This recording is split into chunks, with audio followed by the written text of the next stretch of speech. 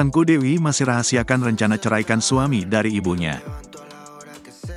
Tengku Dewi Putri mengaku sampai saat ini ibunya belum tahu soal rencana cerai dari Andrew Andika. Tengku Dewi Putri pilih merahasiakan rencana perceraiannya karena kondisi ibunya. Sedangkan untuk keluarga besar Tengku Dewi Putri sudah tahu dan mendukungnya untuk cerai dari Andrew Andika. Diketahui Tengku Dewi sudah membulatkan keputusannya untuk bercerai dari sang suami, Andrew Andika. Kalau keluarga aku tuh justru ya namanya orang tua pasti dia ngedukung apa yang bikin anaknya bahagia, kata Tengku Dewi, Kamis, tanggal 30 Mei tahun 2024, dikutip dari tribunnews.com.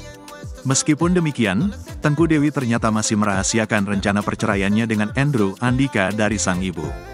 Hal ini lantaran kondisi sang ibu saat ini sedang sakit sehingga kabar tersebut dianggap lebih baik untuk dirahasiakan. Kalau mama kayaknya masih belum tahu deh, ucap Tengku Dewi. Karena mamaku kan stroke ya, terusnya. Tengku Dewi pun merasa terbebani karena sang ibu belum tahu kabar dirinya menggugat cerai Andrew Andika. Namun, Dewi rencananya akan memberitahu ibunya soal masalah rumah tangganya ini jika waktunya sudah pas. Tapi mungkin akan aku kasih tahu kalau misalnya udah waktunya, pelan-pelan ya, terangnya. Oga pakai nama pemberian Andrew Andika untuk anak kedua Tengku Dewi Putri yang kini sedang hamil 7 bulan sudah bongkar kelakuan buruk suaminya Andrew Andika. Dan nantinya saat anak keduanya lahir, Tengku Dewi Putri mengaku tidak mau memakai nama pemberian Andrew Andika.